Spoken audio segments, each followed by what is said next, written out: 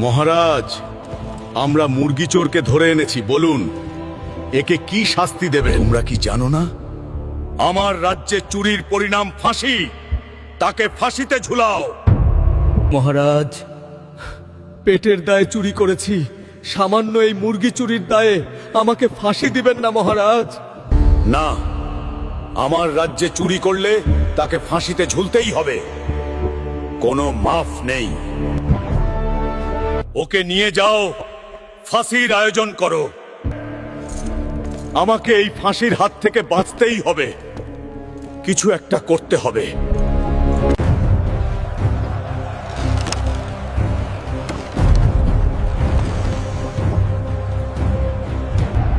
বলো, মৃত্যুর আগে তোমার শেষ ইচ্ছা কি?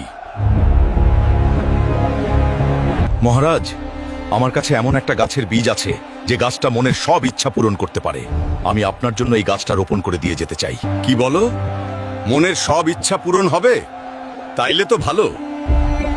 চারা রোপণ করতে কতদিন লাগবে? কমপক্ষে 7 দিন লাগবে মহারাজ। ঠিক আছে, তাহলে চারা রোপণের পরেই ফাঁসি দেওয়া হবে। বলো, তোমার চারা রোপণ কত দূর? তোমার দেওয়া 7 দিন শেষ। মহারাজ, সবকিছু রেডি, এখন শুধু গাছটি লাগিয়ে দিলেই কাজ শেষ। তাহলে দেরি কিসের? গাছ লাগিয়ে দাও। মহারাজ, এই গাছ আমি লাগালে হবে না। কেন? এই গাছ এমন একজনকে লাগাতে হবে যে জীবনে কখনোই চুরি করে নাই, তা না হলে এই গাছ লাগিয়ে কোনো কাজ হবে না। ওহ, এই ব্যাপার? সেনাপতি, আমার রাজ্যের সকল মন্ত্রীদের ডেকে পাঠাও। তুমি আমার রাজ্যের একজন সৎ অর্থমন্ত্রী, যাও গিয়ে তুমি গাছটি লাগাও। মহারাজ, আপনার রাজ্যের অর্থের দায়িত্ব পালন করতে গিয়ে 2-1 পয়সা এদিক সেদিক হয়ে যায়, এই জন্য আমি চাচ্ছি না গাছটা লাগাতে। খাদ্যমন্ত্রী অনেক সৎ একজন মানুষ, গাছটা সেই লাগাক মহারাজ। না না মহারাজ, আমিও গাছ লাগাতে পারবো না। এই পুরো রাজ্যের খাদ্যের দায়িত্ব পালন করতে গিয়ে আমারও একটু এদিক সেদিক হয়, আমাকেও ক্ষমা করবেন মহারাজ। এত মহা মুশকিলে পড়লাম রে বাবা, আমার রাজ্যের মন্ত্রীদের এই অবস্থা। তাহলে মহারাজ, এখন তাহলে এই গাছ লাগাবে কে? এইখানে এমন কেউ কি নেই যে কখনো চুরি করে নাই? মহারাজ, আপনার মন্ত্রীরা তো সবাই কম বেশি চোর, কিন্তু আপনি তো আর চোর না, তাই আপনি নিজেই গাছটা লাগান। এটা তুমি কি বললে? তারা সামান্য মন্ত্রী হয়ে যদি তাদের এদিক সেদিক হতে পারে, তাহলে আমি তো এই রাজ্যের রাজা, আমার কি এদিক সেদিক হতে পারে না?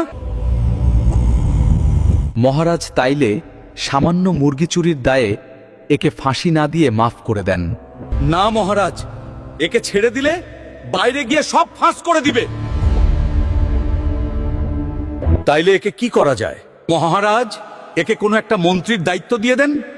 সব রাজ্যের মন্ত্রিত্ব এখন এইভাবেই হচ্ছে। কোনোভাবেই আমাদের আকামের কথা সাধারণ জনগণকে জানতে দেওয়া যাবে না মহারাজ, সেটা এই চোরকে মন্ত্রী বানিয়ে হলেও। ঠিক আছে, তাহলে আজ থেকে তুমি আমার এই রাজ্যের মন্ত্রীদের দেখাশোনা করবে, কে দুর্নীতি করছে আর কে করছে না। এ কিরে, খাল কেটে কুমির আনলাম নাকি? বন্ধুরা, দেখলে তো দেশ কিভাবে চলছে। আমি একজন মুরগি চোর হয়েও আজকে মন্ত্রী পদ পেলাম। যাই হোক, আমি তো মন্ত্রী হয়ে গেলাম। এই ভিডিওতে যদি 20 মিলিয়ন ভিউ হয় তাহলে পরের পার্ট অবশ্যই আসবে।